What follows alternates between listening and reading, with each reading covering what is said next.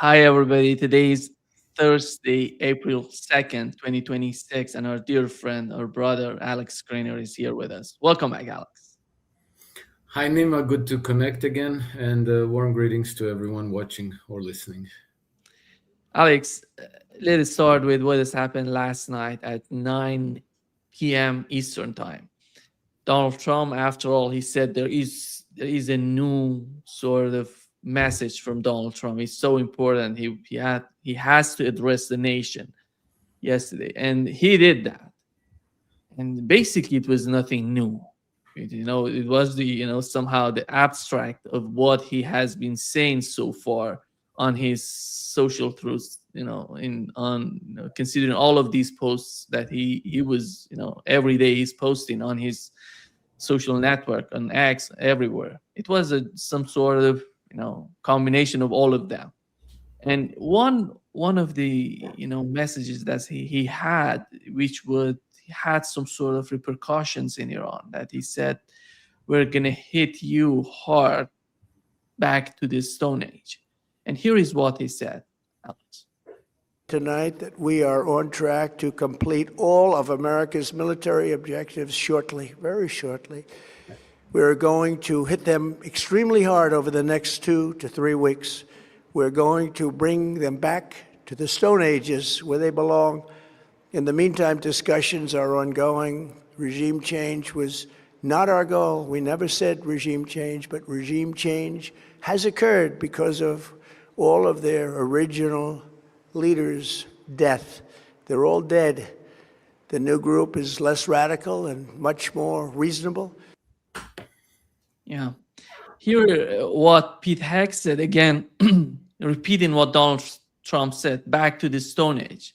And the response from, Sayed Majid Musavi, who is the head of aerospace in Iran, IRGC Aerospace, he said, if it is you who are taking your soldiers to their graves, not Iran, who you seek to drag back to the Stone Age. Hollywood delusions have so poisoned your minds that with your paltry 250-year history, you threaten a civilization over 6,000 years old.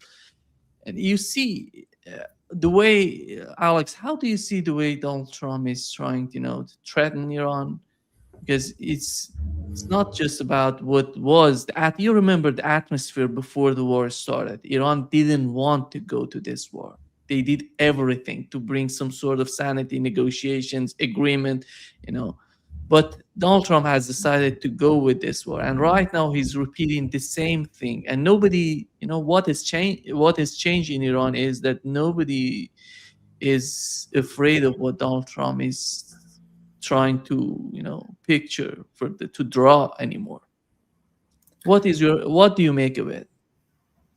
Well, there's two parts to this question, right? One of it is the content of Trump's message, and the second part is the credibility that it it gains or it has. So, as far as the content of his message is, I think it's very sad to hear, because it's, there's a certain obscene vulgarity to it that is completely unnecessary.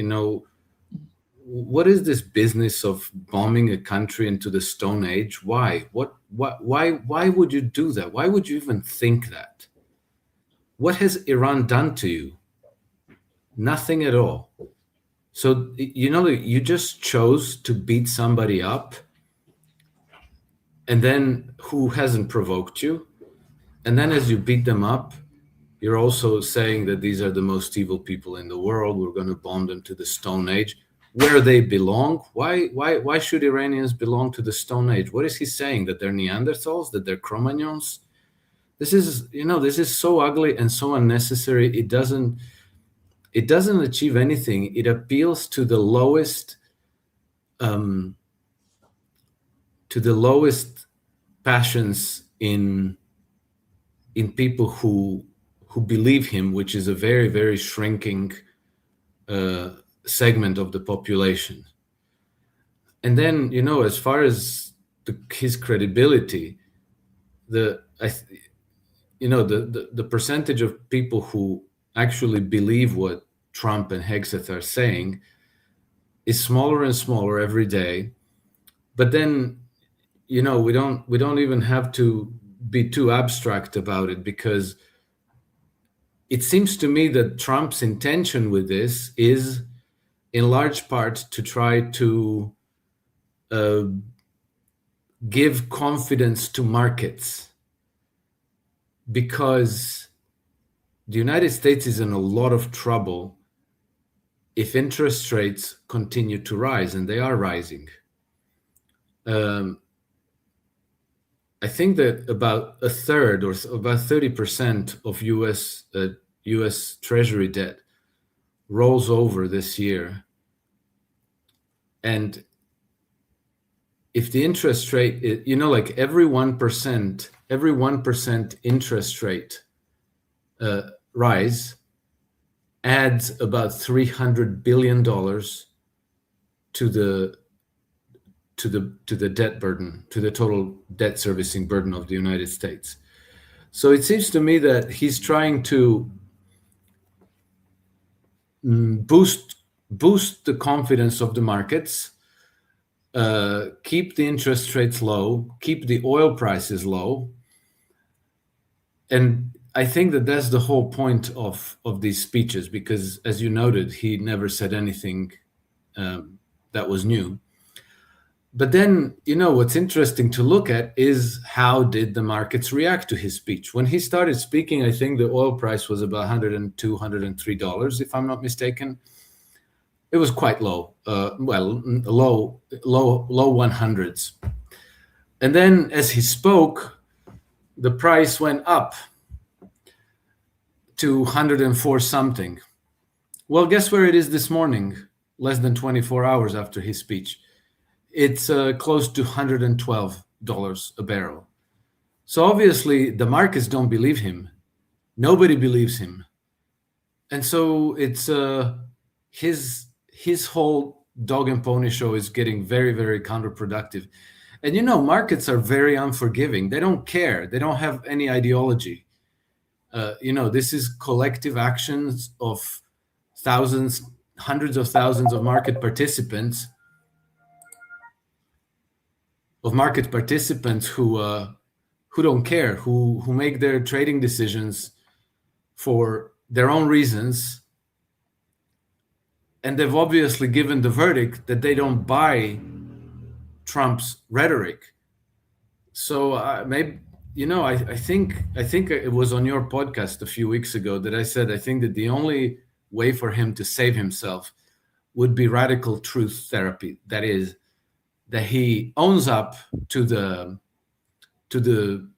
disaster that he created. He could say, well, I was listening to Kushner, I was listening to Hegseth and Rubio and Witkoff, and they all gave me very bad advice. Fire them all and say, sorry, that won't happen again. That would be humiliating, but it would be, cutting your losses. You're supposed to cut your losses when you've done something wrong, not double down like a gambler. And he's obviously doubling down as a gambler. Nobody's buying it anymore. The markets are not buying it anymore. And so from here, we can see that oil prices are probably going to go higher. Interest rates are probably going to go higher. And again, oil prices at $112 a barrel may seem high, but I'd like to remind your listeners that they were already at $140 in 2008, and they were at $120 in 2022. So 112 is not particularly high. This could go to 150, it could go to 200. We don't know where this could go, but Trump would be well advised to cut his losses, but he won't. And what he's risking is complete and total catastrophe. Because part of his plan, he said that he's going to hit the energy grids in Iran. And this could, the repercussions of that sort of attacks on Iran, how Iran would react to the Arab states and Israel, that is hugely consequential for what you've just said. And it seems that he's going to do that, Alex. I think in the next 2 to 3 weeks, we're going to see Donald Trump intensifying the attacks on Iran and the response from Iran. And how do you see, as time goes by in a short period of time, do you think it's going to get to 150 in 3 weeks? Or if he intensifies the attacks and the response coming, and you see, I would argue many of these oil and gas facilities would be hit by the strikes if it goes in that direction. I think it would be impossible to predict this, Nima. Commodities markets are relatively small compared to treasuries and equities, for example, and currencies. These are huge markets. Oil is relatively small.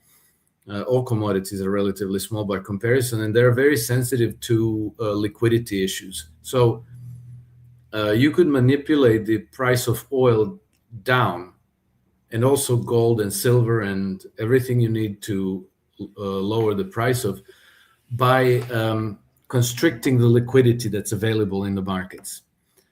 The problem is that if you do that, you will get also a big reaction in treasury markets and in the equity market. So the stock market would go down, and the bond market would go down. I mean, the prices of bonds, and then you have a corresponding increase in the interest rates. So they really painted themselves into a corner. So in order to keep markets from crashing, the bonds and stocks and bonds, they need to keep pumping liquidity into them.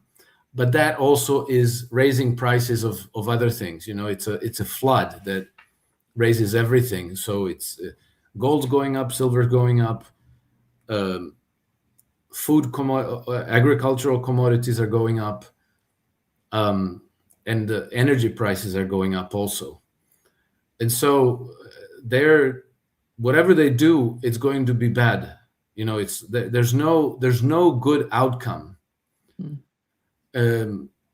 Before this war started, I said that the only winning move would be just to dump Israel and to leave them to their own devices, to stay out. But for some reason, Trump and his people chose not to. They chose to join Israel, to fight Israel's war for them. And now there's going to really be a hell to pay. And there's no good solutions at all. There really is no good solutions for them.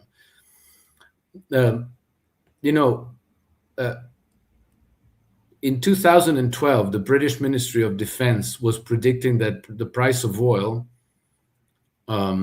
due to geopolitical instabilities and energy crisis, that it would go to $500 a barrel.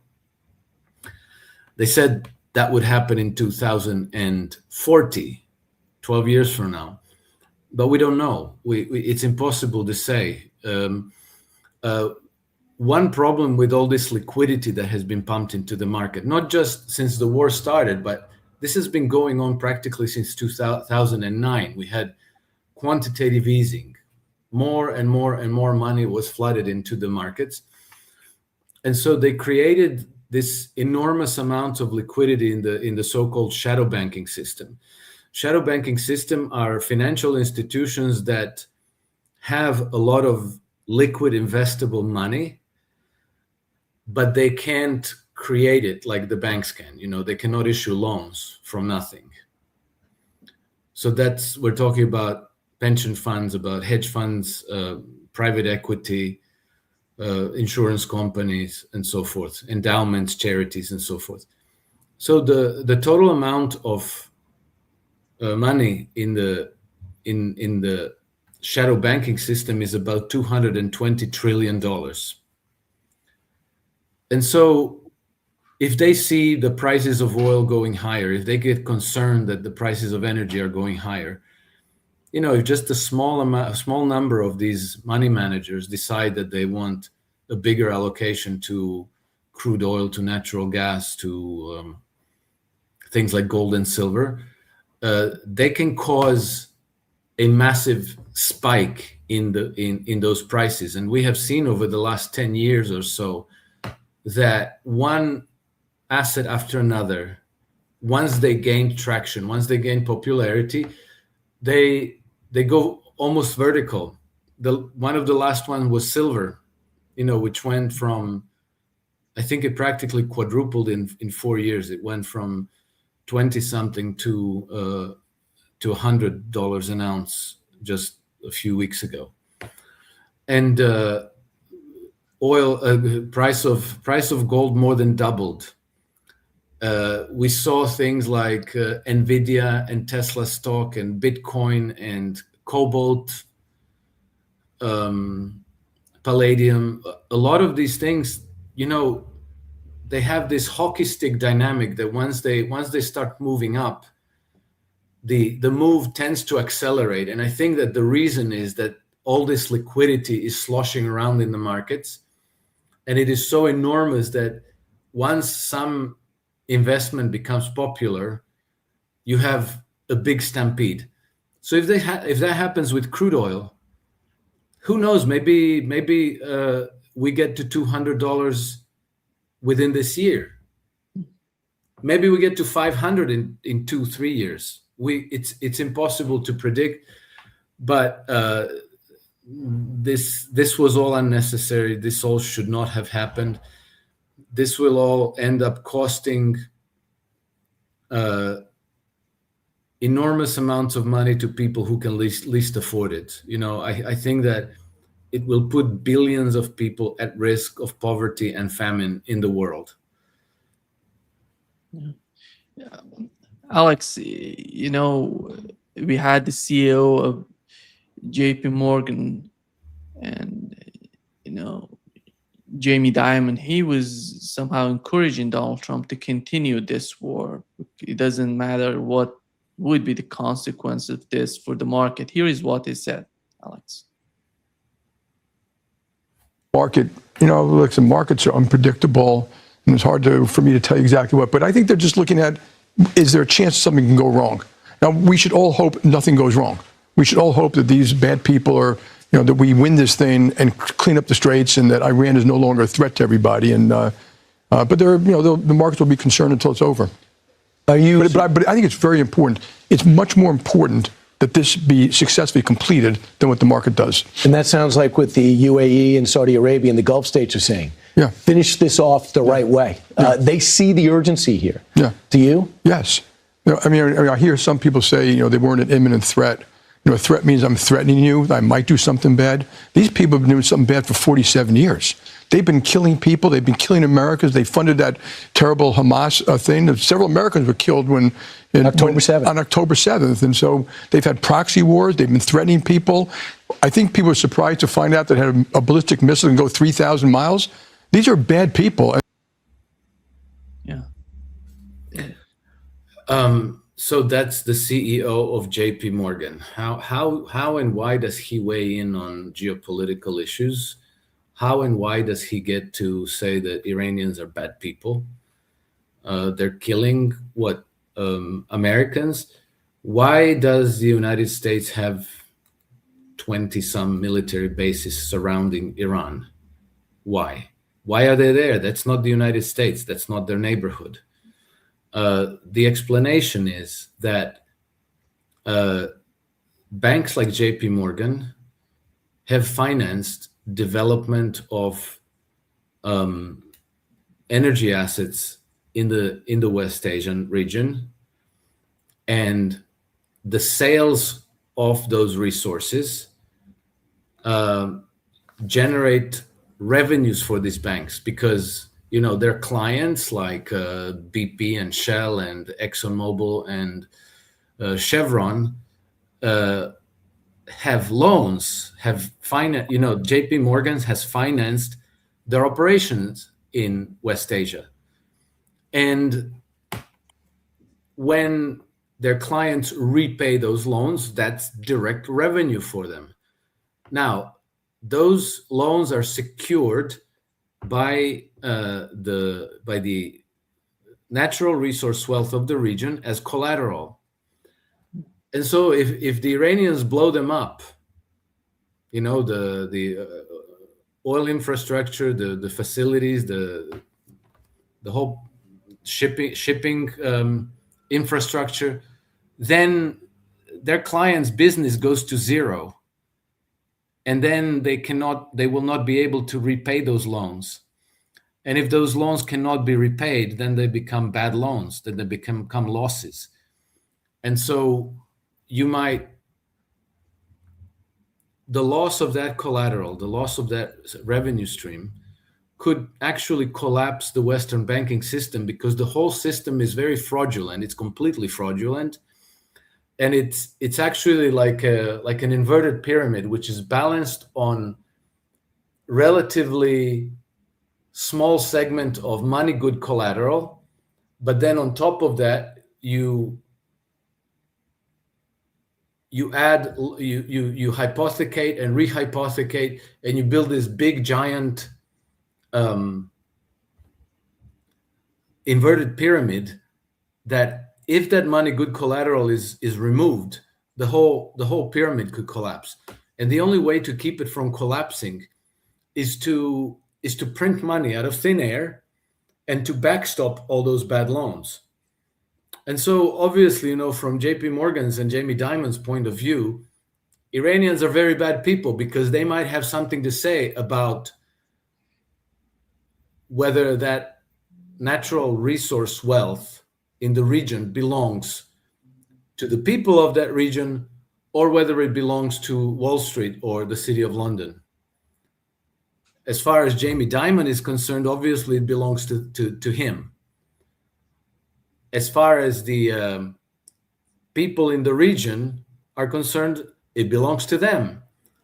Now, if you're able to intimidate them and bludgeon them into submission, where they say, okay, we will be your slaves, we will work for you, but you can take most of the wealth from here, then he's going to say, oh, they're wonderful people, they're Democrats, they are liberal, and all these nice things, they respect human rights and acknowledge all the genders and pronouns and so forth.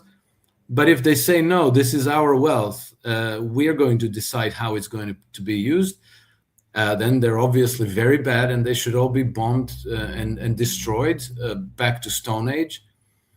And that's as Jamie Dimon gave away. He said, like, that's more important than the prices and the markets and all these things, because without political control of the region, you lose access to the collateral. And if you lose access to the collateral, then the whole Western system collapses. That is, it's not going to collapse because they in stages, they took complete control of the financial system,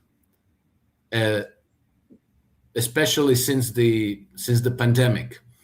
And so what that means is that they can, the Fed can print unlimited amounts of money to backstop all these losses and give it directly to the banks. That is, it's not direct because it would be illegal, but they have invented little loopholes and little cutouts that, rather than the Federal Reserve buying the bonds of these failing institutions, they do it through an intermediary. Okay, they kind of made an illegal thing legal if you don't question it too much. But what that means is, like, if you're printing money out of thin air, you're stealing purchasing power from your entire economy, from every person that uses dollars for to earn money, to pay their bills, their pensions, their education expenses, and so what you're doing is you're diluting the purchasing power of the currency that everybody else depends on.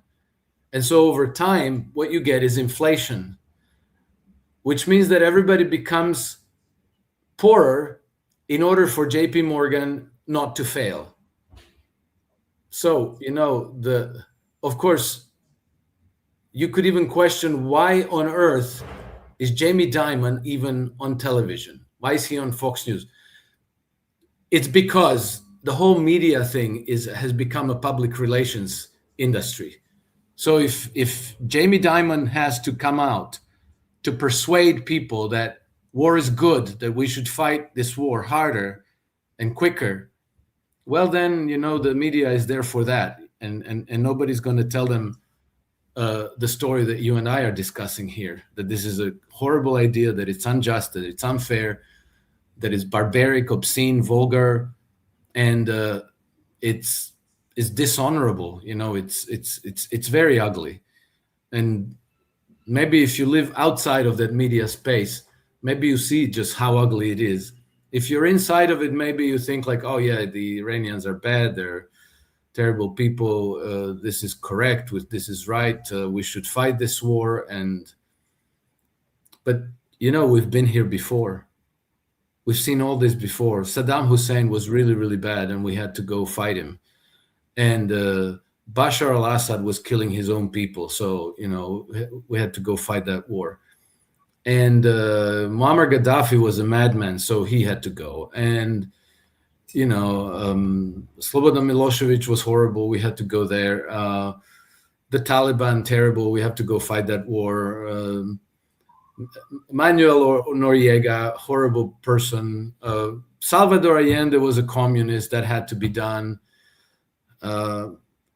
It never ends. It never ends. There's always a justification.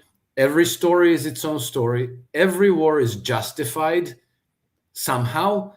And you always have a segment of people who think, okay, they lie to us about all these things, but God, when it comes to Iran, I'm sure they're telling us the truth. So yay, let's destroy Iran, and then maybe world will be at peace. Except it won't, because next it'll be Turkey, then it'll be Pakistan, then it'll be China, it'll be back to Russia, and so forth. So this will never end. It'll never end until people say stop and enough. Well, people did say stop and enough, to be fair. And American people, they consistently vote for anti-war candidates. But by now, we should learn the lesson that the whole system is rigged. The system doesn't work. You vote against war, you get more war. So the whole system is broken. I'm sorry to say, but if there's a silver lining in all this, I think that every last person with an IQ above room temperature should understand that the system is broken, that it is impossible to vote your way out. Alex, what's so amazing to me that these people who are basically deciding about many of these wars that you've just mentioned, they have no understanding militarily and geopolitically on what's going on. The way he's talking about capturing the Strait of, it's not just about the head of JP Morgan. We had Scott Bessent saying the same thing. We're going to retake the Strait of Hormuz, as though the United States was in charge of the Strait of Hormuz before the war started. These are some sort of fantastic delusions, I would say, because you have to understand the reality of war and what is going on the battlefield between Iran and the United States is what we have. It's similar to what we've seen in Ukraine. We have two parties fighting each other. One of them is using drones and missiles. Basically, we know that Russia is a superpower when it comes to the air power. But look at the reality of what's going on in Ukraine. It's all about drones and missiles. And Iran is fighting the same way, mostly drones and missiles. The 21st century of, sort of war. The United States is still in 20th century, fighting the air power, going with the airplanes and hitting the targets and somehow feeling that they're winning. This is the reality that is not considered by these people who are in power, who have tremendous, power when it comes to the crucial decisions of going to war. These bankers, you even have, the Prime Minister of Canada, who's a banker. You see, he's telling nothing against this war that is happening. It's part of what you've just mentioned is important. I think that the bankers are part of this system of endless wars, and they're doing this. They don't understand the reality of military, strength, power, geopolitically, the reality of the new sort of war with the new weapons, with the new attitude, with the new strategies, and they decide about everything. I agree with you, Nima. I will just make one correction. The bankers are not part of this forever war reality. The bankers are the originators. They are the instigators. The whole system of incentives that pushes countries into war is flowing from the banking institutions exactly because they wish to control resource-rich regions of the world and to turn those resources into their own collateral. It's very straightforward. Nobody else has this incentive because even the corporations that go there, like the big oil companies and Halliburtons and KBRs of this world, they could do business on different bases. They could simply buy those resources from local producers, trade like every other country does. You have oil in diesel and gasoline in Denmark and in Switzerland and in Nigeria. These countries don't have military bases everywhere. They just buy the oil from whoever has to sell it.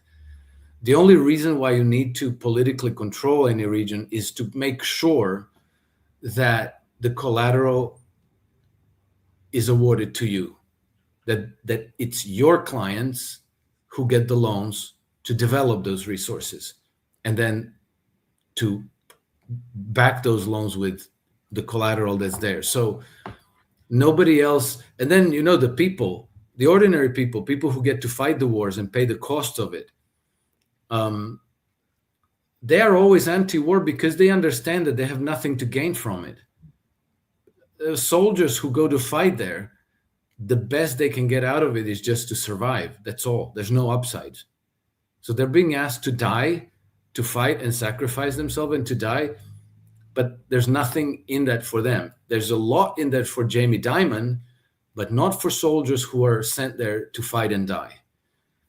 And then you're right, it's the battlefield has changed completely. This whole idea that you can send large battleships with rockets and missiles and bombs and aircraft is a delusion. You can blow things up, but you cannot control the territory.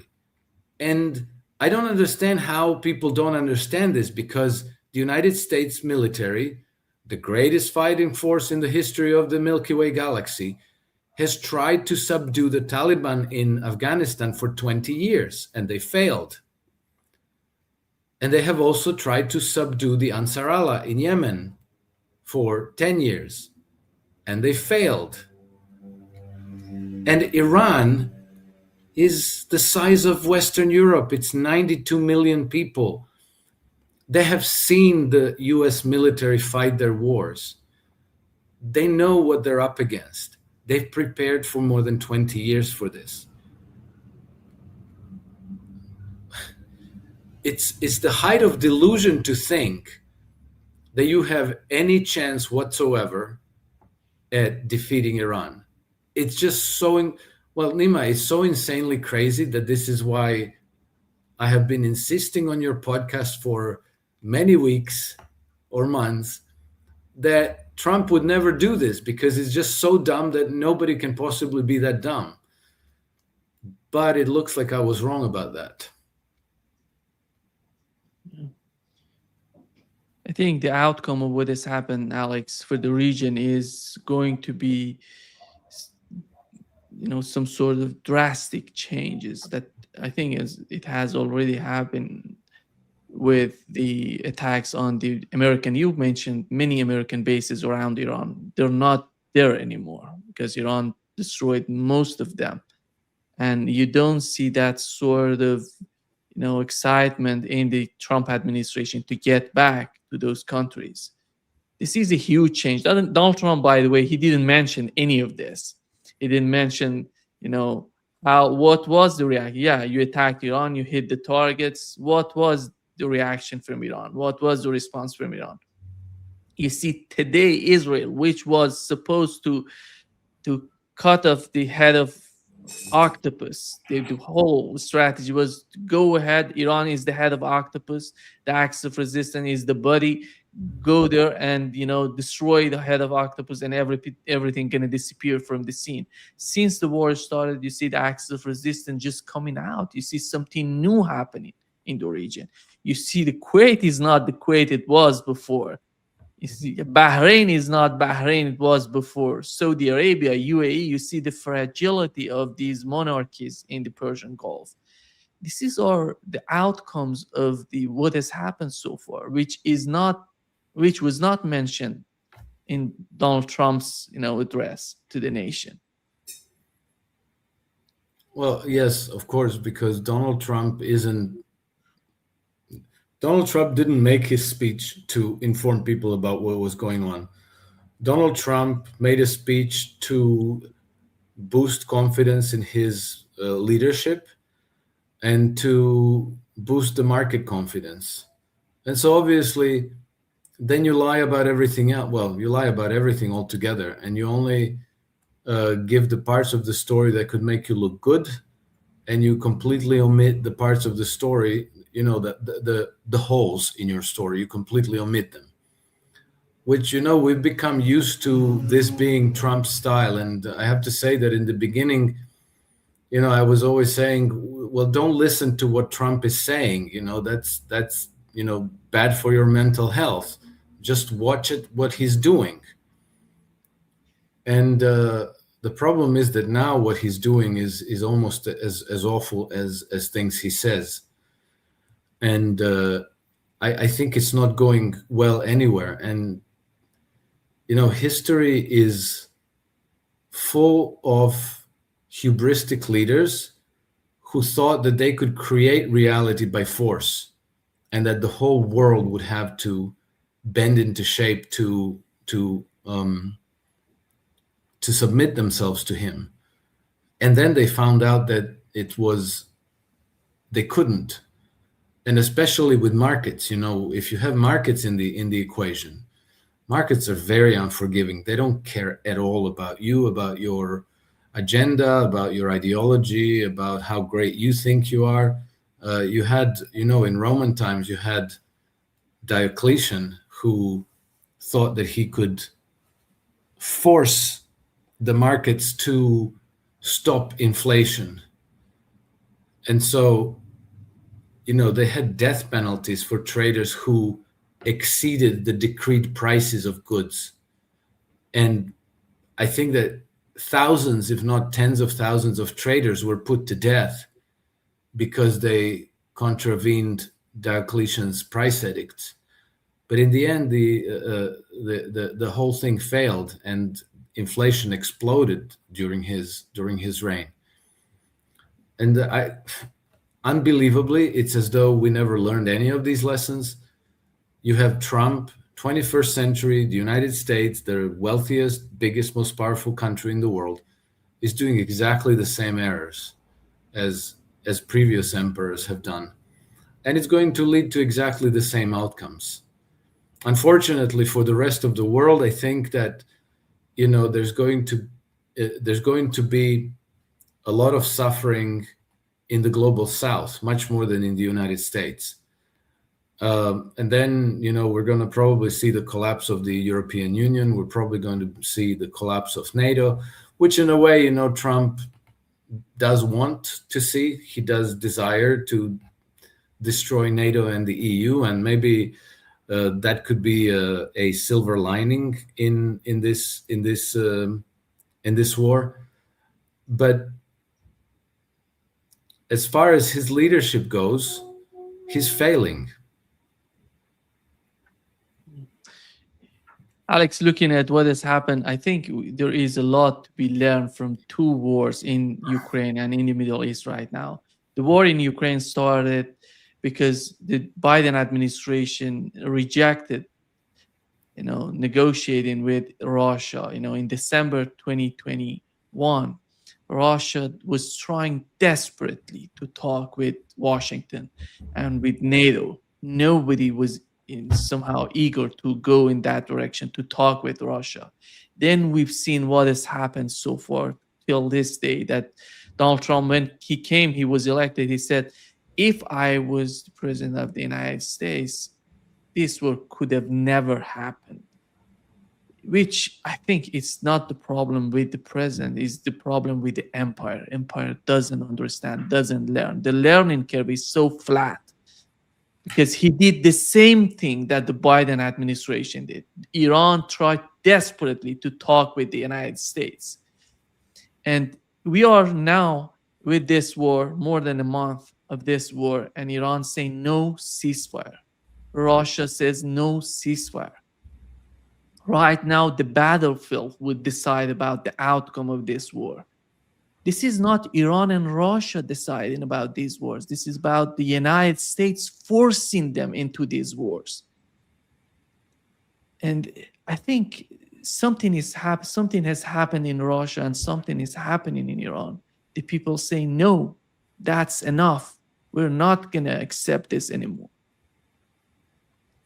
Yes, because both Russia and Iran, and then this is true also for other countries like Cuba, Venezuela,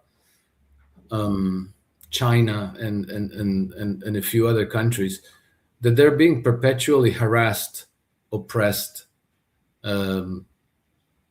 sanctioned by the Western powers, obviously, led by Britain and the United States. And part of that harassment includes, sanctioning them financially so that they cannot trade with the rest of the world, so that their economies are almost permanently suffocated. And then part of it also has a military dimension that, you surround these countries with military bases. And then, like in case of Cuba and Venezuela, they were subjected to practically embargoes where they can't even produce enough energy for their economies. Iran has been under maximum pressure sanctions. It's been surrounded by American military bases. The United States has financed the MEK terror organization. It has turned Iran's neighbors against Iran. And so now that the United States chose to fight, so until the last minute, Iranians wanted to resolve the disputes through negotiation. But now that, Trump chose to go by force to fight and wage war on Iran, now I think that Iran has every incentive in the world to take it all the way and to not allow a return to the status quo of before, because, that only means that you will get more decades of harassment and sanctioning and embargoes and terror attacks and sabotage and all of this stuff. And when the next opportunity arises to bring war to you, they will do it again. So now, since you're forced to go to war, then of course it's in your interest to fight it all the way and to completely remove the threat to your national security. And the same is the case for Russia. Russia has been under siege for decades. In fact, it's been under siege for centuries. Every time Western powers had an opportunity or desire to invade Russia or stage regime change and color revolution operations, they have tried it. And depending on how you want to cut it, but you could go back almost 800 years when that has all started. It was with the Crusades. We learned about the Crusades for the Holy Land, and we learned about it as though it was a religious thing. But there were also Northern Crusades, which attacked the regions that are Russian regions of today. And the underlying incentive has always been to loot and plunder and enslave and take the wealth of the target countries. And at some points it was even overtly so. Today, we talk about democracies and this leader being a madman and that leader being a madman and killing his own people and oppressing women and so forth. But it's always about the same thing. It's about the collateral. It's about the wealth. It's about, obviously, enslaving the population, because all that wealth will not extract itself. Somebody has to do the work. And then somebody will object if I say enslaving the people, because they're not really slaves. We don't have slavery. But, when Vladimir Putin came to power in Russia, the average salary in Russia was $56 a month. So, you can say that that's slavery, but that's living on $2, on less than $2 a day. That's destitute poverty. That's maybe worse than slavery.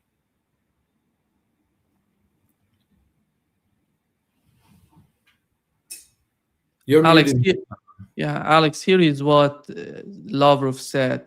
He recently mentioned that international law is dead because of Donald Trump. Donald Trump doesn't care about the international law. He says, he defines the policy. He decides about everything. He doesn't care about the international law. And he says whatever he says is the international law. But he added something else, which is important, I think, within the context of what we're talking about right now. That we are in the middle of a reshaping of the new world, of the world order, that will hopefully lead to the formation of a stable and fair multipolar world. But right now, this restructuring looks more like disruption in all spheres, and the fight for power across the world is fierce. And political scientists in Russia and in the world point at a whole number of manifestations that indicate the very challenging history of today's situation. He literally is talking about how the world has changed and is changing right now. And in this new world, Alex, how do you see the way that the Persian Gulf Arab states would behave or would react? Because Netanyahu wants to make some sort of, he said that he wants, let's not, he's basically saying, don't use the Strait of Hormuz. Let's build something else, going from Saudi Arabia to, to the sea, then to Israel, making a new sort of force against the axis of resistance. I don't know what is the army, who's going to participate in that. And he somehow feels that these Arab leaders would have some sort of support from the base, from the people, which I think that's not the case. But how do you see the West Asia going into that direction? We know that Iran has decided what would be the path for them. How do you see the Arab states? Well, obviously, the Arab states are extremely weak and extremely vulnerable. And I think that these ideas of rerouting oil through pipelines going to Haifa and Israel, this is wishful thinking built on delusions. It's just a fantasy. Because you would still, if that was such a great idea, how come they haven't done it before already? They haven't, because it's it's not really doable. It's not feasible, because you would still need to pacify all the populations where all these pipelines would go, and you would have to pacify them on a permanent basis. And Israel is too small and too weak, and the United States is halfway around the planet to be the policeman there. and there was obviously an awareness in the American military circles that they completely depended on their local alliances to even maintain any kind of hegemony in that region, and they also depended on projection of power. But 30 years with your 30 years ago with your aircraft carrier strike groups and your tomahawks and these precision guided missiles, you could be successful at projecting your power. Today nobody's impressed anymore, because not only are these weapons extremely expensive when they're fighting swarms of cheap drones, they're also obsolete, and they're also in very short supply. So you already lost strategically. Fantasizing that you're going to rearrange the flow of oil in some way to make the Strait of Hormuz and Iran irrelevant is just really fantasy about saving yourself when you've already lost. So I don't think that amounts to anything much. On the account of international law, I have to say that I don't really know what to think about that, Nima, because people who speak of international law with some sentimental attachment, they usually refer to one document, and that's the UN Charter. And that's fine as far as that goes. UN Charter is a good document. It's probably it could be one of the best legal documents ever drafted. The problem is that, the dominant powers in the world have always used that framework in a kind of a transactional way. If it was expedient for them to abide by international law, then they did.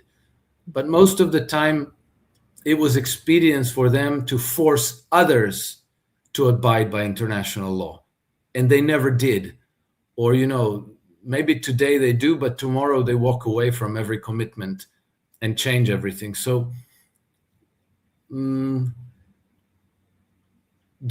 international law is dead today, but it didn't die with this war on Iran. It was dead practically since the beginning. The problem is when everybody else recognizes that international law is dead, and then everybody starts to take their future into their own hands, and then they decide like, oh, well, I guess we need nuclear weapons because that's the only way that we're going to be left alone. Well, you can lament that, but who created that reality? If you're going to attack and bomb every country that doesn't have nuclear weapons, then you're making every country think we need nuclear weapons. And so, the consequences of that are completely on United States, Great Britain, Israel, and all these Western globalist powers. And I don't know if it's going to be possible to reverse those tendencies.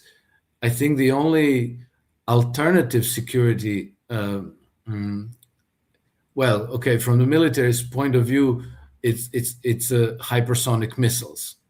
But so far, I think only 3 countries have hypersonic missiles, or maybe 4: Iran, Yemen, China, and Russia.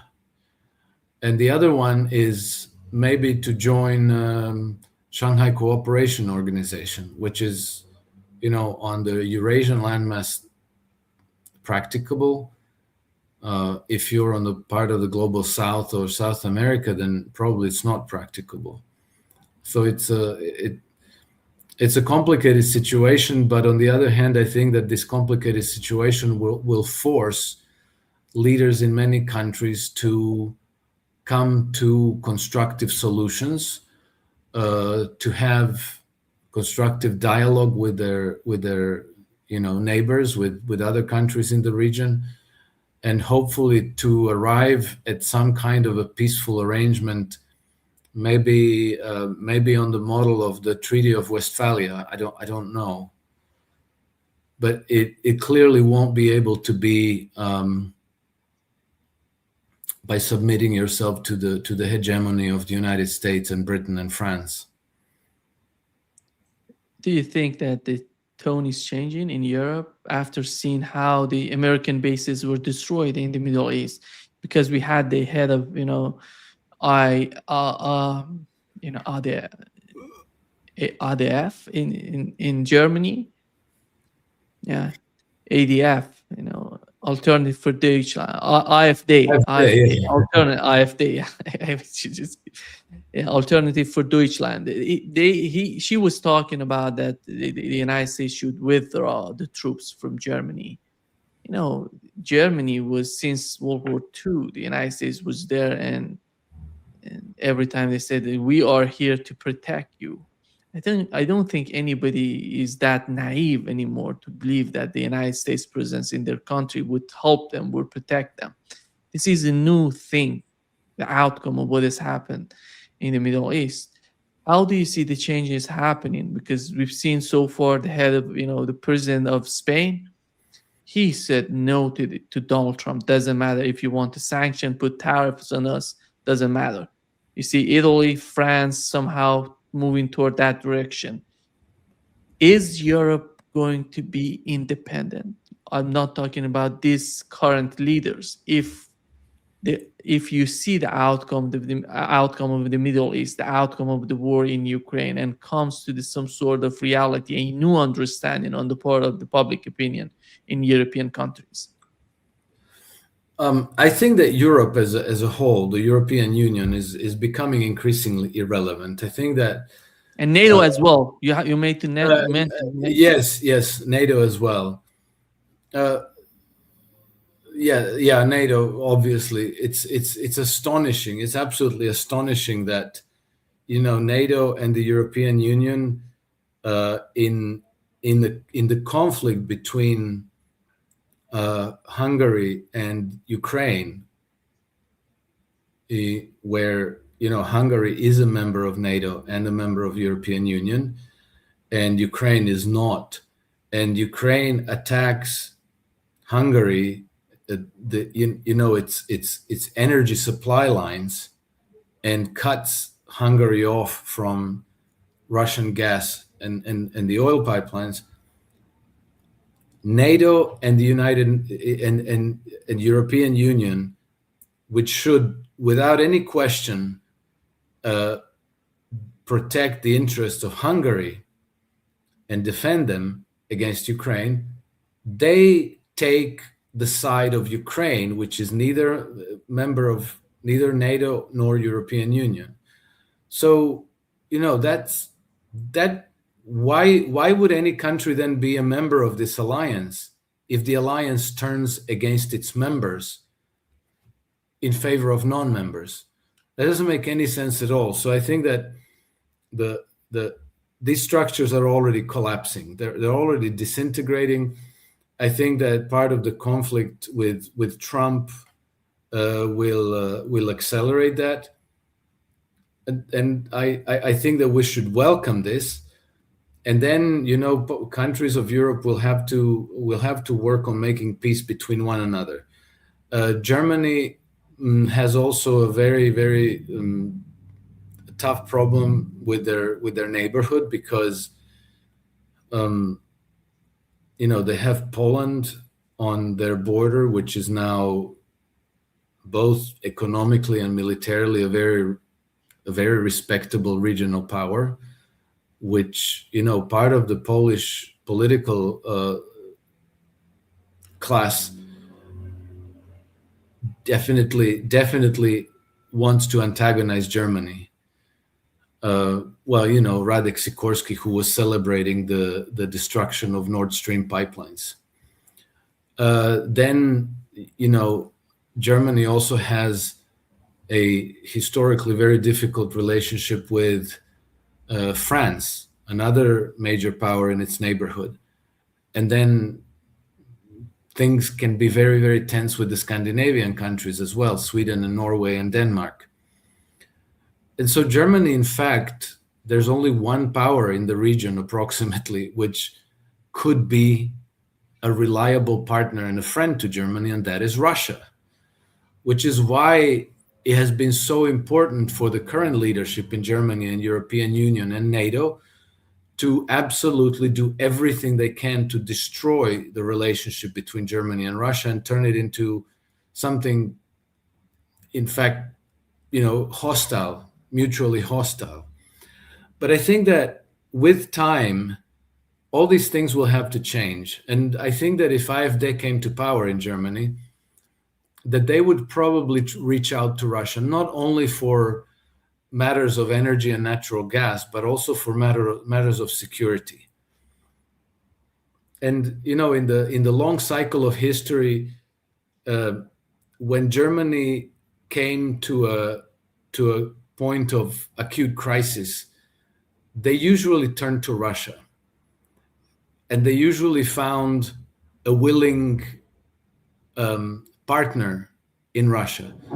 And I think that once this unhappy alliance of Greens and these how do they call it, traffic light alliance, these political monstrosities disintegrate and maybe AfD forms the next government, I think that these relationships will begin to change. Russia already has a good relationship with Hungary and with Slovakia, for example. Russians wanted to fix their relationship with Poland, but that was destroyed as well. And I think that even in Italy and France, Russia will find open doors and willing partners in due course. And so then every country will have to make their security arrangements with the other regional power and with their neighbors on a one-to-one basis, basically.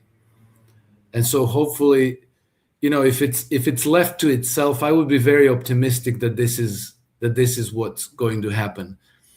But I think that we have these globalist powers that are actively trying to destroy all this, that are trying to prevent AfD to come to power in Germany, that are trying to prevent Rassemblement National to form the government in France, that are deliberately propping up these people in Poland that are, they want to antagonize Russia and they want to antagonize Germany to keep the continent on the verge of being destabilized. And then, problems in the Balkans, same thing. We'll see what happens, Nima. It's very, very difficult to predict. It's clear that the people don't want war. They don't want to go to war against Russia. They don't want to go to war against one another.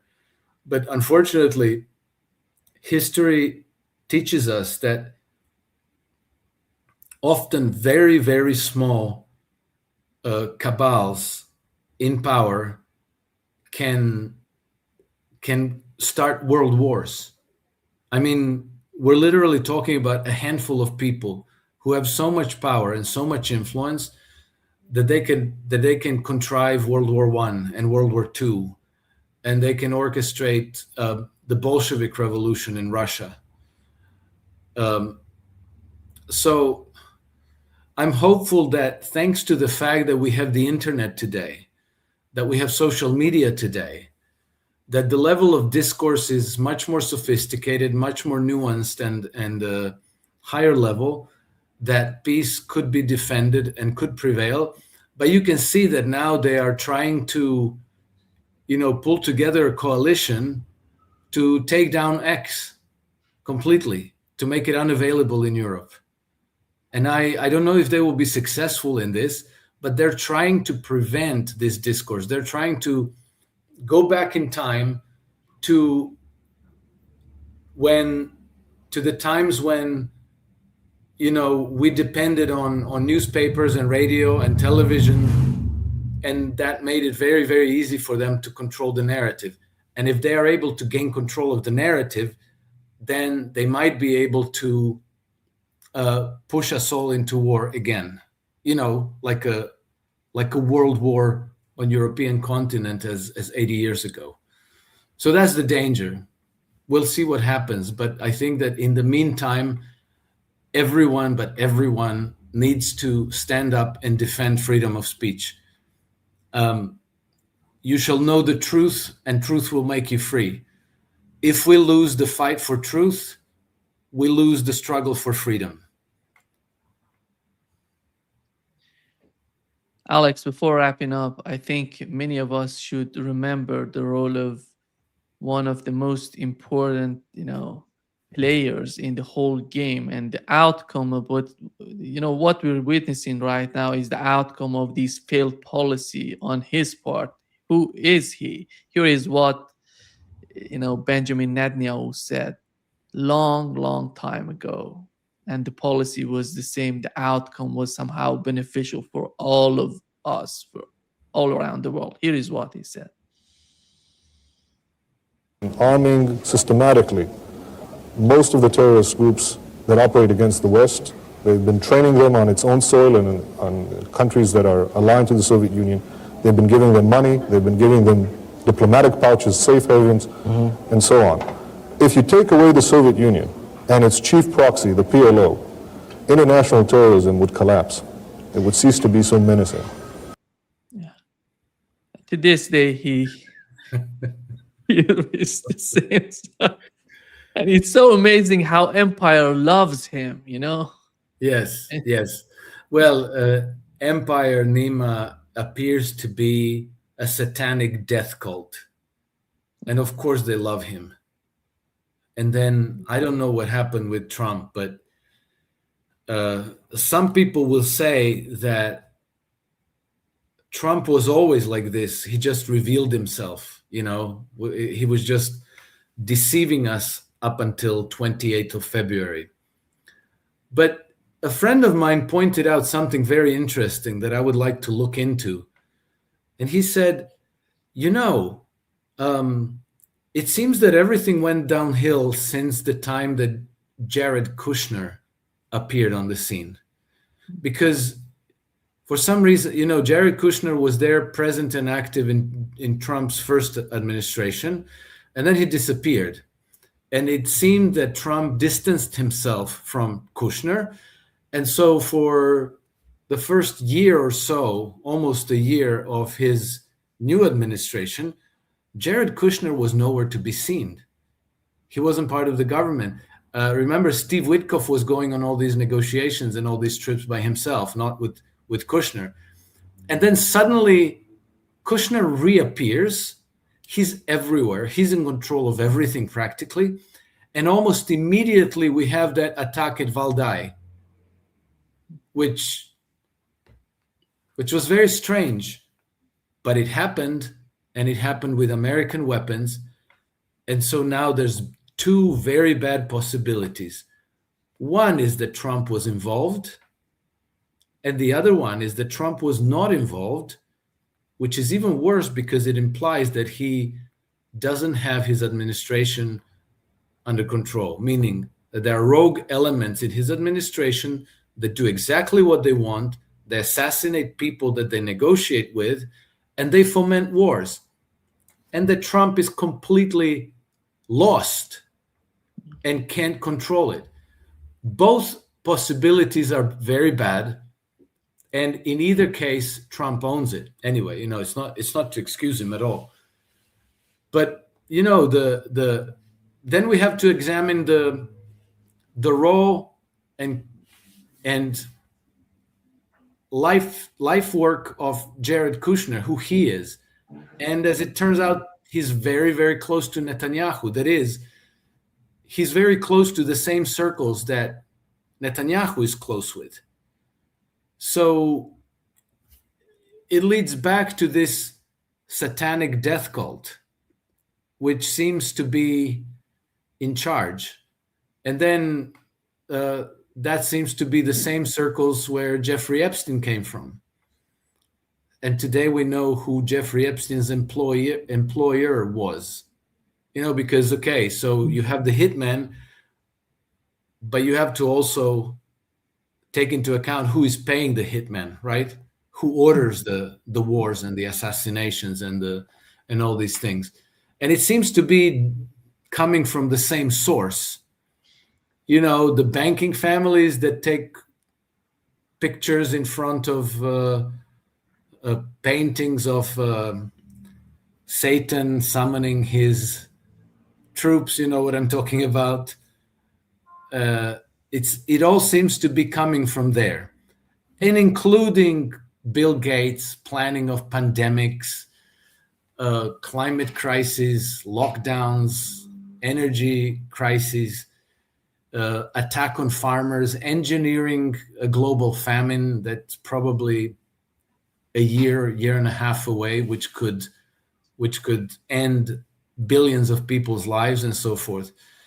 So it appears to me that Trump has basically capitulated to them, or some people say no, he was always on board with them. He was always part of that. Maybe. Who knows? At any rate, you know, the good thing is that we know who the enemy is today. We don't have to wonder about. Yeah. Thank you so much, Alex. Thank you for having Great me, pleasure. Nima. Until the next time. And see you soon. Bye-bye. Take care. Bye. Take care.